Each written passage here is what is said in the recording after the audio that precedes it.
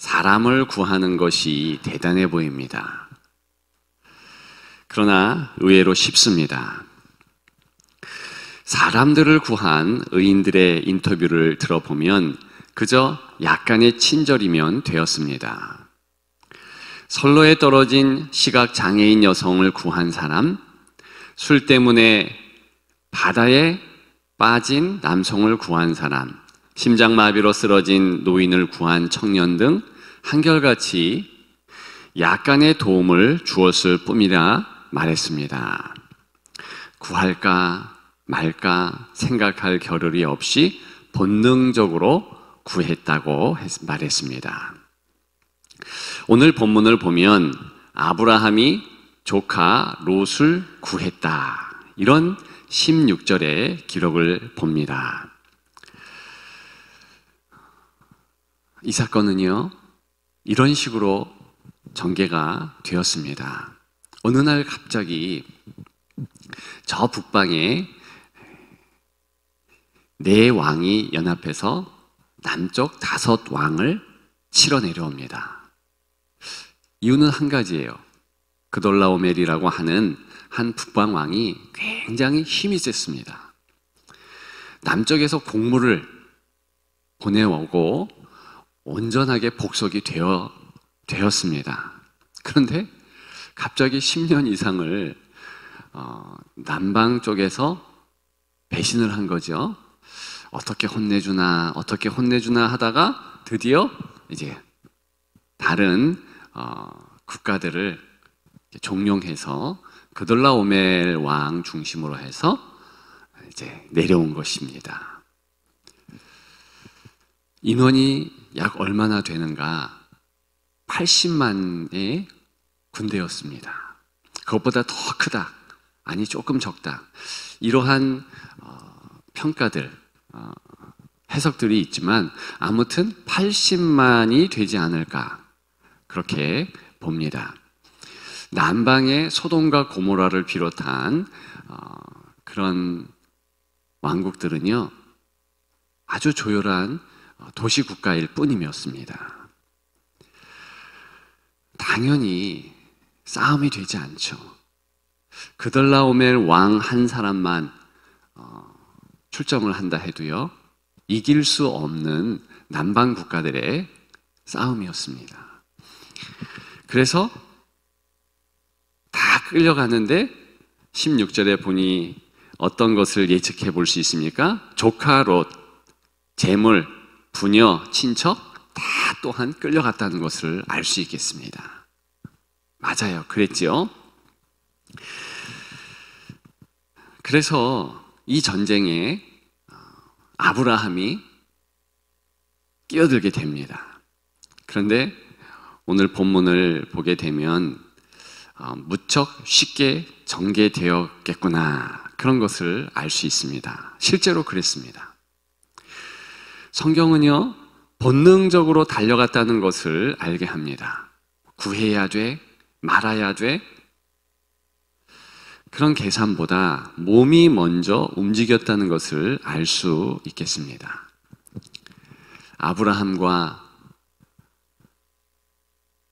아브라함이 이제 함께 갔던 종들 318명의 숫자가 정확하게 나오고 있습니다. 왜 이 숫자가 나오겠습니까? 택도 없이 적은 숫자이기 때문에 나옵니다. 아무리 특공대를 조직했다 해도 80명과 약 300여 명의 사람, 이 게임이 안 되는 거예요. 성경은 처음부터 이길 수 없는 싸움에 지금 아브라함이 끼어들었다, 계산해서 하지 않았다, 이런 것을 말하고 있는 것입니다. 소식 듣고요, 내 사랑하는 조카 롯이 죽는구나, 그래서 달려갔다는 것이죠. 본능적으로 갔다는 것입니다. 어떻게 됩니까? 속전속결로 끝나요. 이 성경을 읽어본 분들은 잘 아시겠지만 소식 듣고 출격해서 적어도 며칠 안에 그냥 이겨버리는 거예요. 318명 가지고 80만을 이긴 것입니다. 그래서 잡혀갔던 모든 사람을 이제 다 돌아올 수 있고 또 그들을 살리게 됐다는 것을 봅니다. 그래서 다 찾아왔다. 의미가 있지 않습니까? 다 찾아왔다.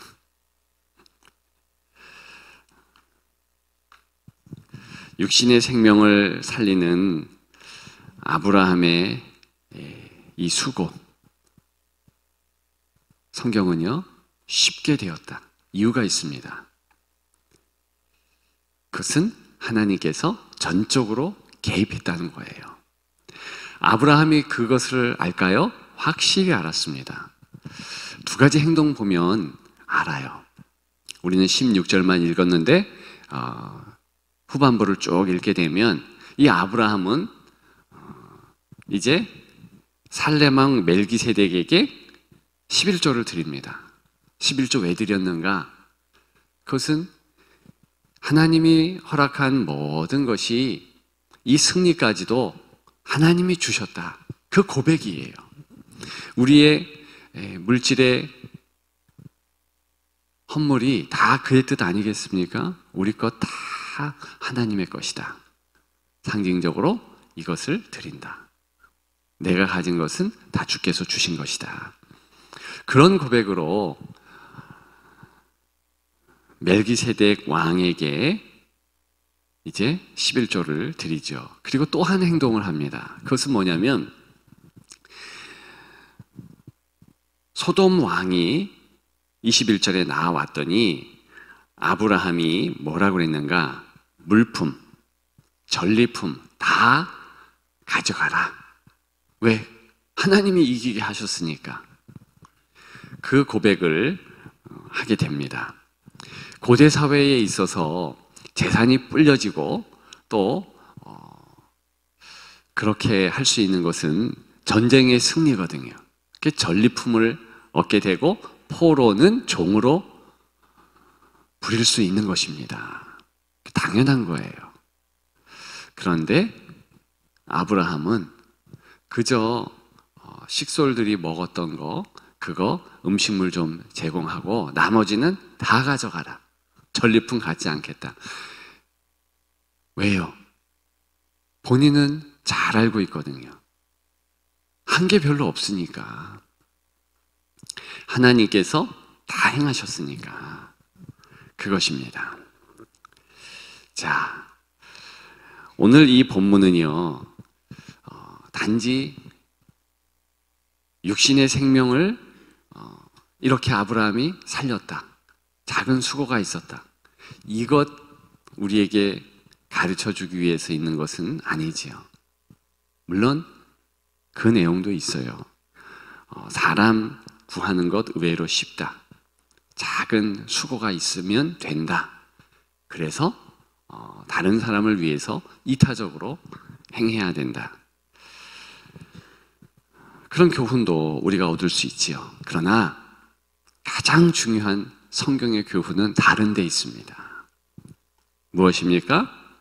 영혼을 살리는 영적 본능의 강조이지요. 우리 예수 그리스도께서 이 땅에 왜 오셨는가? 마가복음 1장 14절과 15절에 보게 되면 전도하러 오셨대요. 영혼을 살리기 위해서 오셨대요. 아예 명시를 해놓습니다. 실제로 그리스도께서 십자가에 왜 달려 돌아가셨습니까? 구원케 하기 위해서. 이제 아담과 하와의 원죄를 용서하게 하시는 둘째 아담의 노력 아니겠습니까? 그래서 구원케 하시기 위해서 이 땅에 오셨습니다. 요한복음 10장 보게 되면 나는 선한 목자라. 선한 목자는 남들을 위하여 목숨을 버리거니와 그랬습니다. 그런 예수 그리스도를 사랑하는 자, 그리스도인이라 우리가 알고 있습니다. 그리스도를 따르는 자, 그리스도의 생명력을 가지고 있는 자, 그래서 그리스도로 살아가는 자, 그리스도인이죠. 그런데 이 그리스도인의 특별한 특징이 있습니다. 그것은 뭐냐면 이제 본능이 달라진다는 거예요. 영적 본능이 바뀐다는 것입니다. 예수님이 남들을 위해서 살았던 것처럼 예수님을 따르는 그리스도인들은 남들을 위해서 목숨을 바칠 수 있다는 것입니다. 이 땅을 살아가는 삶의 목적이 있지요. 그런데 많은 세상 사람들, 육신의 생명을 가지고 있는 우리조차도요, 목적이 있어요. 내 육신의 생명을 유지하기 위해서 그저 살 뿐입니다. 그게 인생이에요. 그렇지 않습니까? 아무리 남을 살린 의인이라 할지라도 자기 생명을 위해서 살다가 그저 조금 도와줬을 뿐이지 목적이 남을 어떻게 구할까 그러면서 돌아다니다가 뭐 일 생긴 사람에게 쫓아가서 살려주고 이게 아니에요. 내 목숨을 위해서 그저 산다니까요. 모든 세상 사람들에게 물어보십시오. 당신 왜 사는가? 내 목숨 위해서 산다니까. 그렇게 대답합니다. 그런데 그리스도인은 달라요. 새로운 영적 본능이 생깁니다. 그게 무엇인가? 그리스도처럼 남의 목숨을 위해서 사는 거예요. 본능적으로 그렇게 만들어 주십니다. 왜냐? 예수의 새 생명이라는 것은요, 예수님처럼 산다는 의미고 예수 그리스도께서 우리를 점령하셔서 그리스도가 앞서가시는 그 모습대로 따라간다는 의미거든요. 이게 본능적으로 됩니다. 그래서 그리스도인은 영적으로 보면 남 살리기 위해서 산다, 이런 목적이 생기는 거예요. 이것이 성경적입니다. 그것이 십자가 사랑이에요. 자, 이런 고백을 저와 여러분들이 한번 했으면 좋겠습니다. 따라해 보십시다. 나는 남을 위하여 산다. 자, 연습입니다. 옆에 분에게 나는 당신을 위해서 삽니다. 시작. 정말이에요.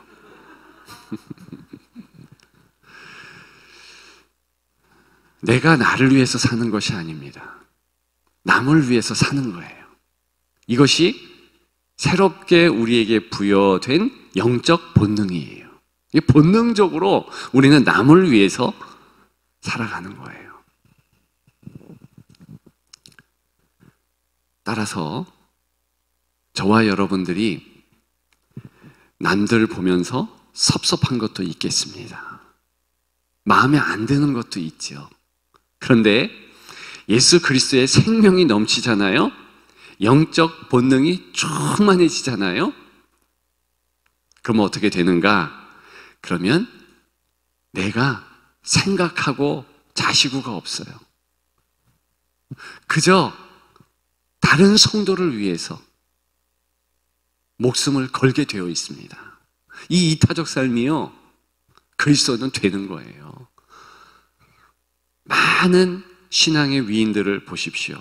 빼곡히 우리가 적을 수 있는 성경의 인물들을 살펴보십시오. 다 남을 위해서 살았다는 거예요. 왜? 그리스도께서 다른 사람들을 위하여서 살았으니까. 나를 사랑했듯이 그리스도는 다른 사람도 사랑했으니까. 이 사랑의 확장이 저절로 되는 것입니다. 우리는요, 그런 의미에서 혈맹이에요. 예수 피로 앞뒤로 다 우겨쌈을 당한 거죠. 그게 본능화되어서 자연스럽게 사랑하게 되어 있어요. 예전에는 내 아내와 내 남편을 그저 육신의 사랑으로 사랑했다면 지금은 5년, 10년 시간 지나가면서 이제 영적 생명으로 사랑하는 거예요. 내 형제로서, 내 자매로서 사랑하는 겁니다. 우리 자녀도 그렇습니다. 처음에는 내 자녀이기 때문에 육신의 생명이 나눠줬잖아요. 그래서 육신의 본능으로 살아갑니다. 그런데 시간이 지나가면은요, 그리스도인의 부모는 영적 본능으로 사랑하게 됩니다. 육적으로 필요한 것보다 영적으로 필요한 것, 하나님께서 저 자녀를 붙잡아 주옵소서 기도하며 또 기도하며 그렇게 살아내는 것입니다. 저와 여러분들이 이 땅을 살아가면서 이제 예수님의 모습을 한 가지 가졌으면 좋겠습니다. 구하는 삶이에요. 남의 생명을 구하는 삶입니다. 그저 육신의 이 입술, 육신의 마음에 원하는 거, 가볍게 그런 거 채울 수 있지만 그것 말고 영적 생명으로 예수 그리스도와 더불어서 하나님 나라에서, 천국에서 계속 살 수 있는 그 생명 말입니다. 내가 저 사람을 위해서 그 생명 줘야지. 그 마음을 가지면은요, 다 불쌍해집니다. 주님은 이 땅을 볼 때 촉촉한 눈망울로 보셨어요. 성경에 보니까 주님은 3번 이상 우셨어요. 많이 우셨다는 뜻입니다. 불쌍하게 보신 거예요. 세상 사람들이 불쌍해지는 거예요. 왕궁에 있는 사람들이나 호화로운 삶을 사람이거나 아니거나 다 불쌍한 인생. 이 땅의 그 짧은 삶을 살아가는데 서로 다투고 더 가지려고 하고 그런 인생의 모습에 주님은 불쌍한 거죠. 지옥의 땔감으로 될 수밖에 없는 그 삶을 우리 주님께서는 불쌍하게 여기심으로 주셨다는 거예요. 영생으로 바꿔주시며 인도해 주셨다는 것이죠. 그리스도의 그러한 마음으로 세상을 보잖아요. 누구라 할지라도 불쌍합니다. 빌 게이츠요? 최고 불쌍한 사람입니다. 왜? 돈 때문에 자칫 잘못하면 더 중요한 것을 못 볼 수 있으니까. 그런 가능성이 훨씬 이 재벌들은 높거든요. 갑부들은 어려울 수 있거든요. 돈이 있건 말건 다 불쌍한 인생 품고 기도해야 할 기도 대상일 뿐입니다. 그런 마음을 우리의 육정으로는 할 수가 없어요.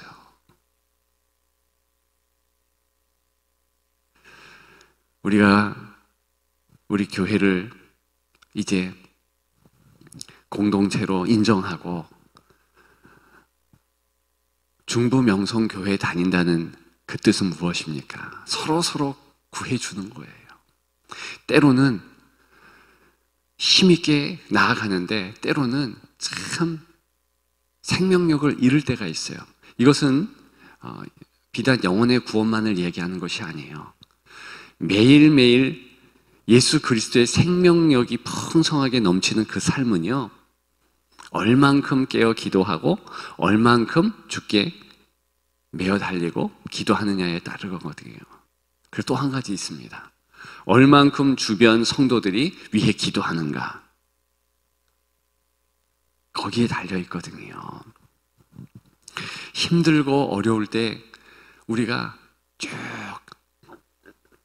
달려가서 그 힘들고 어려운 일을 붙잡는 그러한 사랑의 손길이 필요합니다.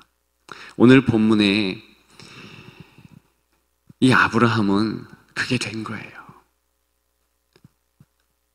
영적 생명력이 가득한 거예요.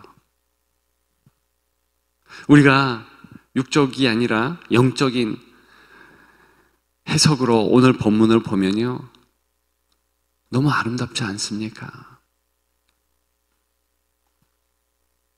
하나님께서 일하심을 목도하면서 이렇게 내가 주의 손가발이 된다.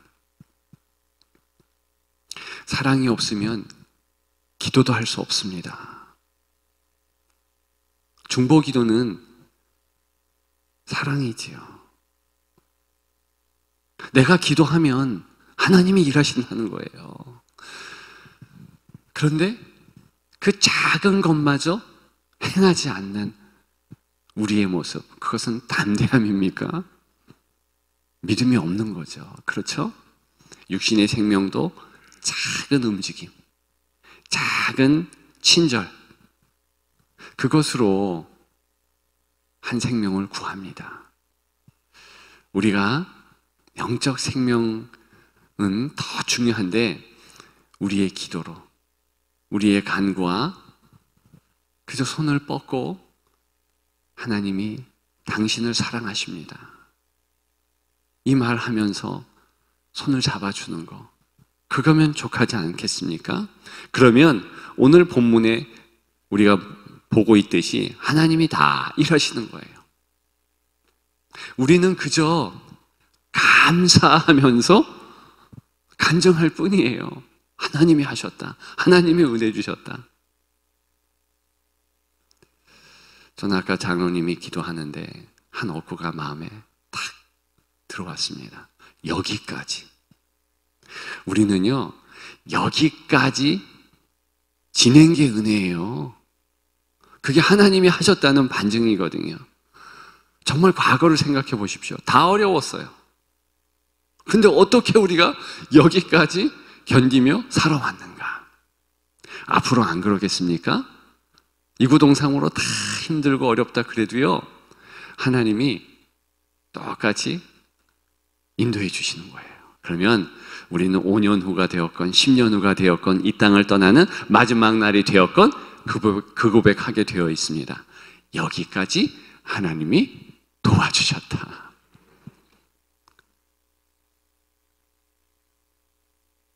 하나님이 우리를 구하셔요. 우리는 그저 작은 친절, 기도함으로